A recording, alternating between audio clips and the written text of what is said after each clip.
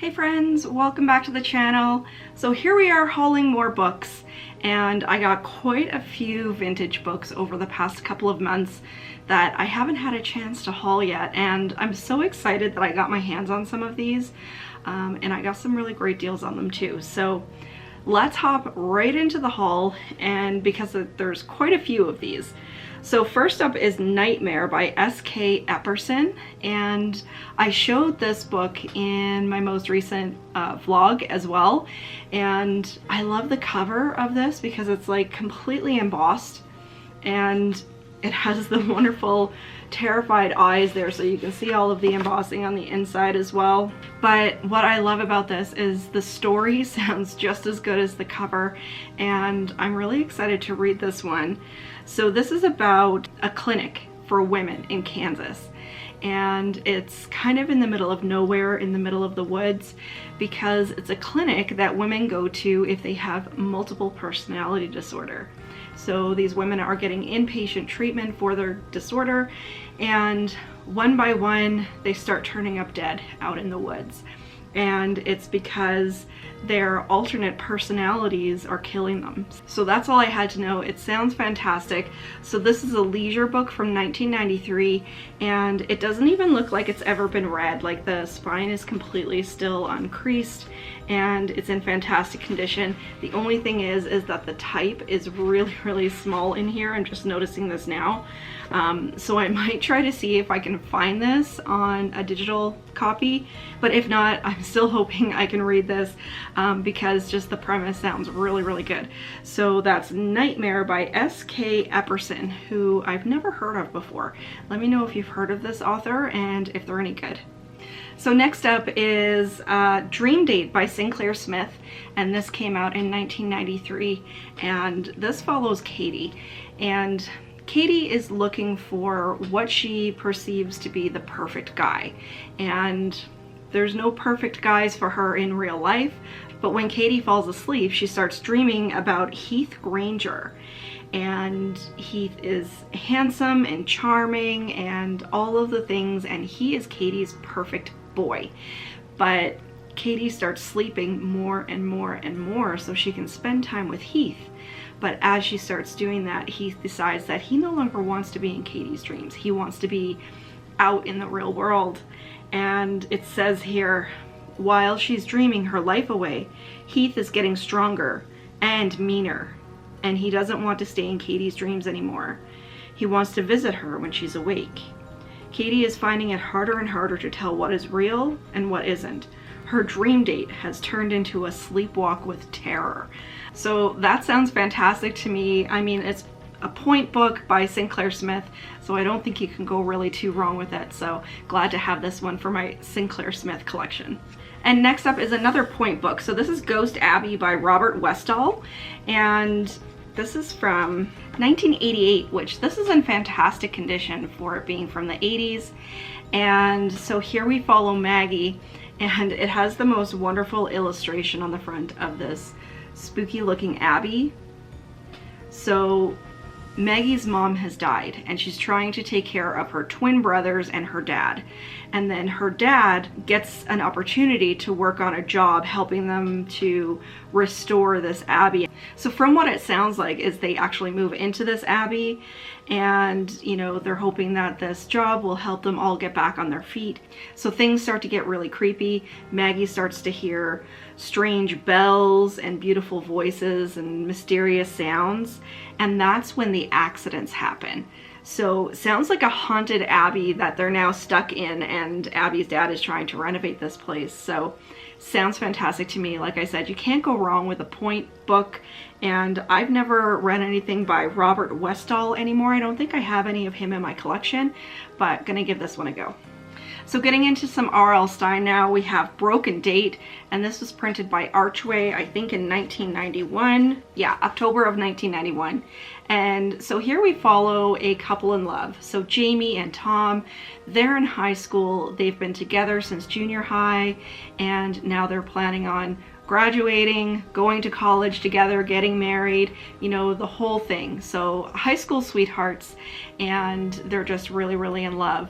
And then one day Tom just breaks a date and nobody knows where he is, and then he goes missing. And then it says that Jamie says she must talk to him. But what's happened to Tom? To Jamie's horror, the boy she loves is stalking her, calling her, threatening her. Tom can't afford to let her live, and there's nowhere that she can hide. So, not really sure why Tom is now all of a sudden after his girlfriend that he loves so much. But this has a spooky looking character on the back here, and it says, "A date with death." So that sounds pretty good to me. So that is Broken Date by R.L. Stine. So next up is another R.L. Stine book. This is Superstitious, and it is from 1996, I think. Yeah, it's from 1996, and it is a first printing. And this is actually not a young adult book.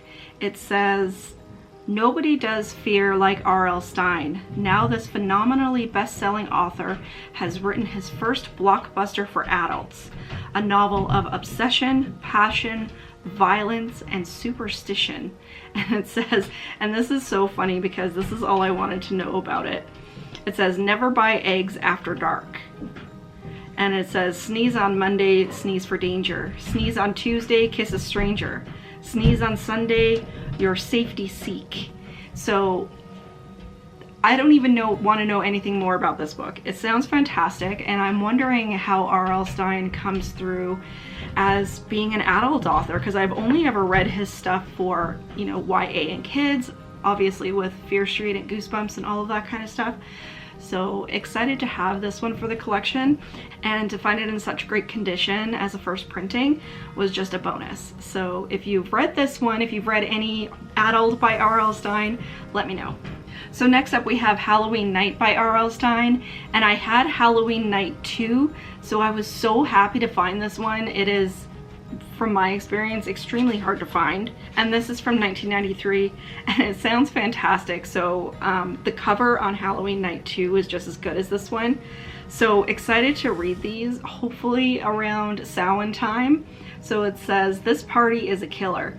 Brenda hates her cousin Hallie, and Brenda isn't the only one, because Hallie keeps stealing other people's boyfriends. So Brenda and her friends decide to plan the perfect murder, something to go along with Brenda's perfect Halloween party. Not that they're really going to kill anybody, it's just a joke, right? Ha ha." So that sounds fantastic. I don't think I read the back of Halloween Night 2 because I specifically wanted to wait to get this one.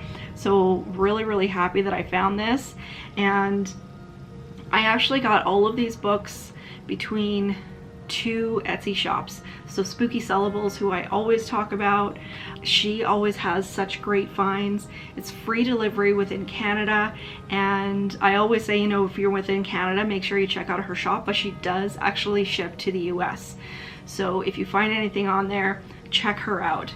And the other shop that I just bought from for the first time and actually found this book, Halloween Night, is 90s Finds with Lauren, and she's a fantastic girl as well, so I'll leave both Etsy shops linked down below. And next up we have a couple of Fear Street. So the first one is All Night Party, and this one is from, it's actually a first printing from 1997, so this is a little bit of a later one, and it takes place on Fear Island. So group of kids go over there and they know they can dance all night and drink and party and the whole thing. So it says, "Dance all night, share secrets with your best friends, fall in love, or die because there's a madman on the loose on the island, a killer who plans to spoil the party. The birthday girl gets to go first, of course. Who's next?" So sounds fantastic. I've got a couple in the collection here that take place on Fear Island. I've actually done up a spreadsheet of Fear Street books that I have and the ones that I need, and you think you have a whole bunch in the collection, and then you're like, holy crap, like I'm missing a lot of them.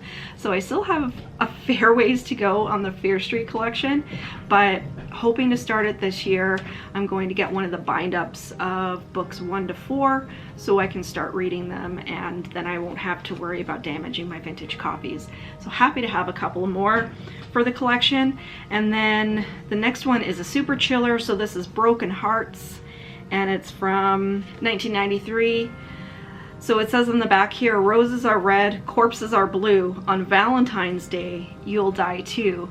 So we have a Valentine's Day themed one, and it says, There's someone out there, someone who kills on Valentine's Day. Josie and Melissa are scared, especially when they receive threatening Valentines. Then the murders begin. Who is sending these horrible Valentines to the girls of Shadyside High? And who will be the next to die? So, creepy Valentine's Day Killer, probably somebody who's, you know, gone through a bad breakup or not all there and just doesn't like to see people happy. So happy to have those ones for the Fear Street collection. Slowly but surely I'm building it up. And then next up we have The Mummy by Barbara Steiner, and it says that this is from May of 1995. So here we follow Lana, and Lana goes to the museum and they have an Egyptian exhibit there, and she sees a mummy at the museum, but she starts to feel strangely drawn to this mummy, and she can hear him talking to her that says, "Come back, my princess, come back." And then after she leaves the museum, she actually starts to see the mummy out and around, and it seems like now he's starting to stalk her. And it says, "Soon Lana is shrouded in a web of horror and longing that traps her between fantasy and reality. Who is really hidden behind the mummy's gray musty gauze? And why is he terrorizing Lana?" So kind of makes me wonder, is it someone who's stuck as a mummy who's supposed to be in this time, or is Lana supposed to be the reincarnation of somebody long ago, kind of like from the movie? Or I'm kind of getting echoes of The Mummy by Anne Rice, which I reread I think last year or maybe at the end of 2020, and I loved the book as a kid, but then I started realizing how bad it was. So we'll see how this iteration is. You know, there's always many stories of ancient Egypt that can be told through horror, so happy to have this one. And then next up we have a couple of nightmare hauls. So first is The Wish, and this one has the great die cut step back cover art, and the window sash on this one is intact. It's torn, but it is still there, so I'm going to try to be really delicate with this and not break it any further than it already is. So here we follow Alex, and she is the first person to notice the little booth that's behind the campus pizza joint. And in the booth there's a little wooden wizard, and it says, "Wishes granted, fortunes told." So Alex's friends start going in there and they start telling the wizard what their wishes are, and one by one they come true in terrifying twisted ways. Is the wizard behind the horror? Or is someone else to blame? Someone with a deadly wish, all his or her own. So that sounds pretty cool. You know, it's a careful what you wish for kind of thing. And then next, we have The Vampire's Kiss. And unfortunately, this is one of the later ones that doesn't have the die cut cover. So it is still fully embossed on the front, but it doesn't have that amazing step back cover art. So this one kind of revolves around this new transfer student who's named Brahm, and there's rumors flying around that he's a vampire. But Janie, one of the students, doesn't believe that at all. She came to college hoping to forget the death of her boyfriend, but someone doesn't want Janie to forget. When wolves and bats are sighted on campus, Janie is horrified, and she should be, because there's a vampire and he's coming to get her. So great vampire story. This is another one. I have a spreadsheet now done up of all of the Nightmare Haul. I'm realizing how far I have to go to get my collection complete. So keeping an eye out for more Nightmare Haul, and hopefully we'll be getting closer to having that complete this year. So shifting gears a little bit, next up is Bare Bones, Conversations on Terror with Stephen King, edited by Tim Underwood and Chuck Miller. So basically, this is exactly what it says. They're having a conversation with Stephen King on, you know, why he loves horror, why does he like to scare people, how does he come up with his stories, what does he think of the films of, you know, the film adaptations of his books and stuff like that. So I thought this would be really cool, and I'm actually hoping to find a copy of On Writing by Stephen King, which is supposed to be really good, and I think pairing both of those together would be an interesting read. And I think King himself is just a fascinating character. So once I get a copy of On Writing, I'll be reading both of those together. And next up is Brainchild. And I love the cover on this one as well. The font is just really classic. And this is a zebra book, I believe from 1989. Yeah, 1989, and this is in fantastic condition too. I think this has been sitting on someone's shelf for years. And so this is again about a clinic, but this is a clinic for, what does it say, emotionally traumatized children. So that is kind of an interesting hook that just really drew me into this one. And we follow 8-year-old Celia. And Celia's mom has sent her to the clinic, of course, because she wants her to get better. We don't really know what's happened to Celia to be sent there in the first place. But while she's there, the doctors are starting to put really scary thoughts into her head, creepy noises that they make her listen to, and she's kind of being brainwashed. So I thought this was super interesting. And it's kind of along more of the lines of psychological horror, I guess. But the whole fact that it revolves around this clinic for emotionally traumatized children was so interesting to me. So super, super excited for this one. And next up, we've got a couple of Buffy books. So first up, from the Archway series, this is actually a first printing from 1998, and it's Coyote Moon. So funny enough, both of these books have to do with carnivals. So this one, there's a carnival in town, and Buffy and Willow and Xander decide they're going to take a break from fighting vampires and from school and everything and go to this carnival. But Buffy believes that the people that are running the carnival are behind all of these new bodies that are turning up, but the other two, of course, don't believe her. And it says on the back, can she find out what's going on in time to save her friends? Or has the slayer become the prey? So we have that one. And then this one, this is from a different adaptation series. And it's called Carnival of Souls by Nancy Holder. And this one, another carnival, is in Sunnydale. But it's kind of a different take on the carnival story. So anybody that goes into this carnival comes out completely changed. So it says here, each of the gangs soon shows extreme displays of vice. Willow is racked with envy. Cordelia's greed consumes her. Xander unleashes his gluttony. Angel reveals a lusty new persona.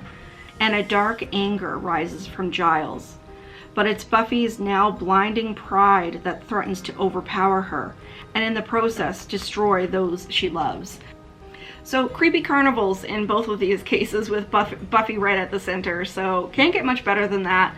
I have been looking for more of this one specifically, so this is the Archway series, and slowly building out my Buffy collection. I am doing a rewatch right now, like I said, so we just got to, no spoilers here, the really sad part in season 5, around the middle of season 5, and I always hate watching that episode. It kills me every single time, and just the different depictions of grief in that episode. So still got a ways to go, and then I would like to read the new Buffy book that just came out, In Every Generation, and then hopefully I can build up my collection of vintage Buffy books as well. So big Buffy fan over here. And next up we have an Avon book. So this is The Time of the Witch by Mary Downing Hahn, and not a fantastic condition on this book at all. You know, there's some creases and some tears and stuff, but just happy to have another Mary Downing Hahn to put with the collection. And it says here that Laura is gone to visit her grandmother, and she wakes up and looks out her window, and there's an old woman who she's pretty sure is a witch who is standing outside her window and looking up at her room.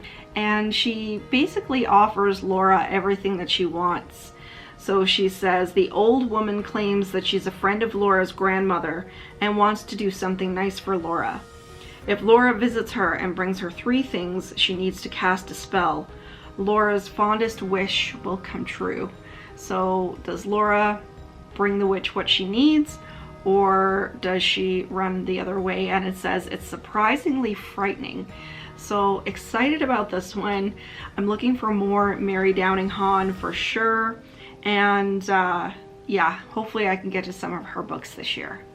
And next up is a Betty Wren Wright. So this is The Ghost Witch.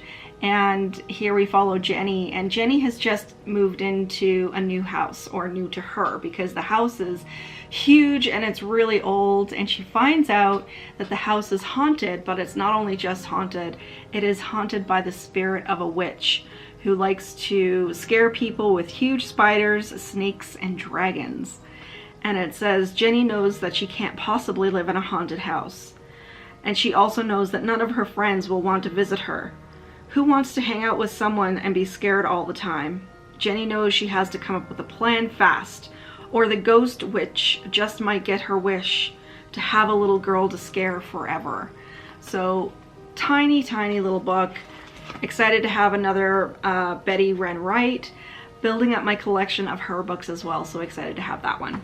So we're kind of getting into a bit of a theme here with witchy books. So this is The Lancaster Witch by Carol H. Behrman. So it says on the back here, by the time Maddie learns the truth about her British cousin, they are both in a life and death race against the clock. To win, they must stop events that started hundreds of years ago. Events that trace their spine-tingling history to the Lancaster Witch. So this is one that I haven't heard of before, not in great condition. There's lots of creases and stuff on the cover and everything, but just happy to have this to put into my witchy collection. And next up, so this is my prize find for this haul. So we have an Are You Afraid of the Dark book. So this is The Tale of the Sinister Statues by John Peel. And the cover on this book is so cheesy and the graphics are just awful. But it says, this book glows in the dark and there's a surprise inside. So I'm not sure what the surprise was supposed to be, but there is a contest entry form where you can win a trip to the Nickelodeon studios, and the closing date on it was 1995, so you would have had to literally rip the contest entry form out of the book and mail it in. So I love finding little things like that in these kinds of books. So this is a story about a group of kids who go to a local museum, I believe on a school trip. But they think that something's not quite right at the museum, and it says, when the class bully disappears, Dustin and Brienne plan to sneak into the museum to look for proof that they can show the police. But a terrifying chase through the darkened museum only brings them face to face with an ancient evil. So starting to build up my Are You Afraid of the Dark collection very, very slowly. These books are really rare to find. I think this is my third one that I've gotten now. So trying to keep an eye out online and in some charity shops so I can find these at a decent price, because eBay, they're not going for very cheap, I can tell you that. And then switching gears here, we've got a couple of, so we're down to our last two. So we have a couple of nonfiction books. So the first one is Unsolved, Famous Real Life Mysteries by George Sullivan.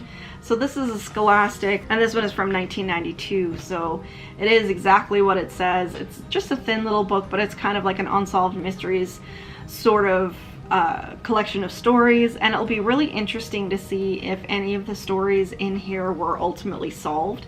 So I'd like to read this and then look the stories up, because these are, you know, famous, well-known stories, and just see if any of these are solved. And then last but not least, we have Canada, Ghost to Ghost. So this is a collection of ghost stories from all across Canada, and this came out in 1996. So excited to have this one, not only just to read the ghost stories, but to work on my mystery project that I'm working on. And so this one is by Sheila Hervey, and it's in fantastic condition. So excited to have another Canadian ghost story book to add to that collection that I've been building up over the past year or so. So that's it. That's everything that I have for my vintage book haul. I'm so happy with all of these. Really, really excited to be building up some of my collections of Point Horror and Fear Street and Are You Afraid of the Dark? So love, love, love my vintage collection and how it's going. Make sure you check out the two Etsy shops below if you are on the hunt for that kind of thing. And otherwise, if you enjoyed this video, give it a thumbs up. Leave me a question or a comment down below, because you know I love chatting with you guys. But until next time, stay spooky, everybody. Bye.